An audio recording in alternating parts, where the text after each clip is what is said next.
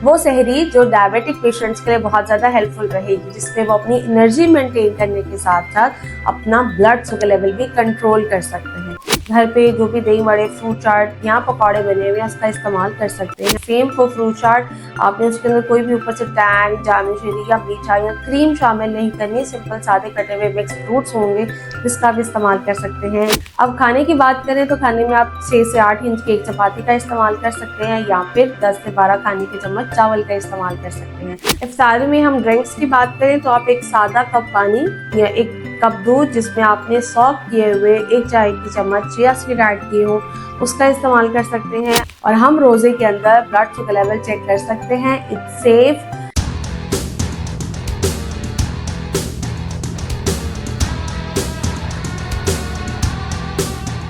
This is clinical dietitian Zartasha Khalid और आज हम बात करने वाले हैं सहरी, वो सहरी जो डायबिटिक पेशेंट्स के लिए बहुत ज्यादा हेल्पफुल रहेगी, जिसमें वो अपनी एनर्जी मेंटेन करने के साथ साथ अपना ब्लड शुगर लेवल भी कंट्रोल कर सकते हैं।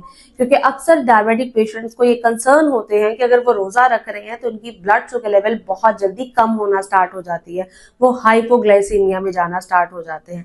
तो आज के इस वीडियो को एंड तक लाजमी देखिएगा और अगर आपने अभी तक चैनल को सब्सक्राइब नहीं किया तो फौरन से कर लें, क्योंकि हम इसके ऊपर बहुत मजेदार और इन्फॉर्मेटिव वीडियोस लाने लगे हैं आपके लिए, जिसमें आप अपने ब्लड शुगर लेवल को मेंटेन करने के साथ साथ अपने रमजान को बहुत अच्छे तरीके से गुजार सकेंगे। बात करते हैं सहरी में। तो सहरी में उठते साथ ही आपने फौरन से किसी मीठी का इस्तेमाल करना है, जिसमें आप 6 से 7 किशमिश के दाने इस्तेमाल कर सकते हैं या 1 से 2 खजूरों का इस्तेमाल हो सकता है या फिर आप कोई भी एक मौसमी फल इस्तेमाल कर सकते हैं। उसके बाद आपने, अगर आप दही का इस्तेमाल करते हैं तो आप सिंपल प्लेन योगर्ट इस्तेमाल कर सकते हैं, या अगर आप लस्सी पीते हैं तो कोशिश करें आप उठते साथ ही लस्सी बनवाकर या पानी सिंपल सादा या फिर दूध आप इस्तेमाल कर सकते हैं। उसमें फायदा ये होगा कि हम नॉर्मली क्या करते हैं, जब हम सहरी करने लगते हैं, लाइक चपाती का टाइम जब आता है, हम तभी नॉर्मली पानी का इस्तेमाल स्टार्ट करते हैं और एकदम से इतना ज्यादा पानी पी लेते हैं कि या तो हम प्रॉपर सहरी नहीं कर पाते या जैसे ही सहरी बंद होती है हमें फौरन से स्टमक पेन, ब्लॉटिंग या गैस के मसाइल स्टार्ट हो जाते हैं। तो इसीलिए कोशिश करें फ्रूट का इस्तेमाल या किसी भी मीठे के इस्तेमाल के बाद आपने लस्सी बनवाकर या सिंपल सादा दूध या 2 से 3 कप पानी आपने अपने पास रख लेने हैं और आपने सिपिंग करते करते अपनी चपाती पे आने के टाइम से पहले 1 से 2 कप पानी आराम से इस्तेमाल कर लेना है। इससे आपको ये फायदा होगा कि आपको स्टमक पेन नहीं होगी, ब्लॉटिंग या गैस नहीं होगी और अपने आप सहरी को प्रॉपर इंजॉय कर सकेंगे। उसके बाद आप एक दरमियानी साइज की गंदम के आटे की रोटी का इस्तेमाल करेंगे, जिसका वजन जो है वो 50 to 60 ग्राम होना चाहिए। उसके ऊपर आप 1 से 2 चाय की चम्मच देसी घी या तेल भी लगा सकते हैं। उसके साथ आप 2 अंडों का या फिर 2 घर के बने हुए कबाब या फिर आधा कप जो भी घर का सालन बना हुआ है, दाल सब्जी गोश्त का आप इस्तेमाल कर सकते हैं। और अगर आप चाय पीते हैं तो आप कम दूध वाली चाय, लाइक 10 से 12 खाने के चम्मच दूध ऐड करके आप चाय का इस्तेमाल कर सकते हैं, जिसमें किसी भी किस्म की शहद, शक्कर, चीनी नहीं होगी। आप स्टीविया का इस्तेमाल कर सकते हैं। इफ्तार में हम ड्रिंक्स की बात करें तो आप एक सादा कप पानी या एक कप दूध जिसमें आपने सॉक किए हुए 1 चाय की चम्मच चिया सीड ऐड किए हो उसका इस्तेमाल कर सकते हैं। आप शुगर फ्री जामुन शीरी भी दूध के अंदर डाल के इस्तेमाल कर सकते हैं, 1 से 2 चाय की चम्मच। और आप मिल्क शेक का भी इस्तेमाल कर सकते हैं, जिसमें आप 1 कप दूध का इस्तेमाल करेंगे, जिसमें आपने 1 दरमियाने साइज का फल ऐड करना है। लेकिन ख्याल रहे इन सब ड्रिंक्स के अंदर आपने कोई भी एडेड शुगर नहीं डालनी, कोई भी बाहर से चीनी, शहद, शक्कर का या शहद का इस्तेमाल नहीं करना। एक खजूर से रोजा खोलने के बाद आपने 1 से 2 कप के करीब इस ड्रिंक का इस्तेमाल कर सकते हैं अपनी। उसके बाद आपने घर पे जो भी दही बड़े, फ्रूट चाट या पकौड़े बने हुए हैं उसका इस्तेमाल कर सकते हैं, बट मेक श्योर करें कि दही बड़ों के अंदर आलू ना होने के बराबर हो और वो आप बड़ी कटोरी आधी और छोटी पूरी का इस्तेमाल कर सकते हैं। सेम फॉर फ्रूट चाट, आपने उसके अंदर कोई भी ऊपर से टैंग, जामुन शेरी या मीठा या क्रीम शामिल नहीं करनी, सिंपल सादे कटे हुए मिक्स फ्रूट्स होंगे जिसका आप इस्तेमाल कर सकते हैं। छोटी कटोरी पूरी और बड़ी कटोरी जो आप घर पे नॉर्मल कप इस्तेमाल करते हैं वो आधा इस्तेमाल हो सकता है। चना चाट के लिए आप कोशिश करें आप काले चने और लाल लोबिया का इस्तेमाल करें। पकौड़े भी इस्तेमाल हो सकते हैं, पकौड़े खाने में मसला नहीं है, बस जो उनकी डीप फ्राइंग नहीं करनी।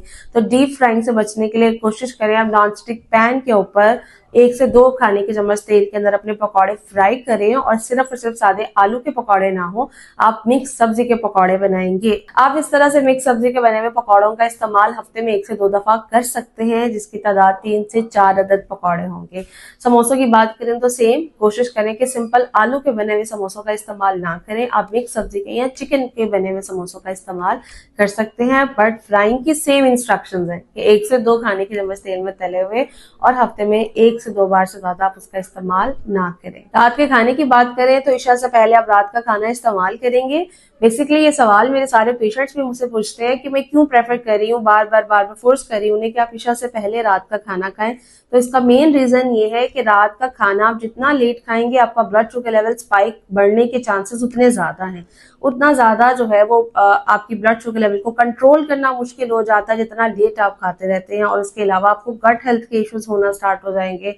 आपका स्टमक जब आप बहुत लेट नाइट तक खाते हैं तो सुबह बहुत ज्यादा फिल्ड होगा, जिसकी वजह से आप सहरी कॉम्प्रोमाइज करेंगे और देन अगेन अगले दिन फिर यही होगा और आप क्या गट हेल्थ खराब हो जाएगा, ब्लड शुगर लेवल खराब हो जाएगा और आपको स्टमक इश्यूज होना स्टार्ट हो जाएंगे। इसीलिए इन तमाम के तमाम इश्यूज से बचने के लिए बेहतर है कि आप प्रॉपर ईशा से पहले अपना रात का खाना खाएं, ताकि आपको एनर्जी भी मिले और आपका स्टमक और ब्लड शुगर लेवल भी ठीक रहे। और ये इंस्ट्रक्शन सिर्फ रमजान तक के लिए ही नहीं है, रमजान से पहले और बाद में भी इस रूटीन को फॉलो करना बेहतर है।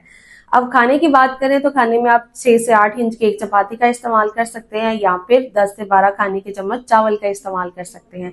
उसके साथ अब जो भी घर का नॉर्मल सालन बना हुआ है, कोशिश करें प्रोटीन का इस्तेमाल अच्छा करें। एक तो वो आपको प्रोलॉन्ग स्टमक को फुल रखती है, आपको सटाइटी फीलिंग देती है, जिसकी वजह से आप लेट नाइट क्रेविंग्स नहीं करते और उसके साथ साथ आपके मसल्स की रिपेयर के लिए भी बहुत जरूरी है। तो कोशिश करें आप सब्जी का इस्तेमाल करें, गोश्त का इस्तेमाल करें और अगर दाल बन रही है तो 2 दालें मिक्स करके आप उसको बना सकते हैं। अगर आप सैलेड इस्तेमाल करना चाहते हैं रात के खाने में, जो कि एक बहुत अच्छा ऑप्शन है, बट वो लोग जिनको थोड़ा सा गट का इशू है या जिनको ब्लॉटिंग ज्यादा होती है यानी गैस ज्यादा होती है, तो उसके लिए आप कोशिश करें कि आप स्टीम करके सैलेड को इस्तेमाल करें, आप कच्चा या रॉ सैलेड इस्तेमाल नहीं करेंगे। इसके साथ आप 4 से 6 खाने के चम्मच दही का इस्तेमाल करेंगे।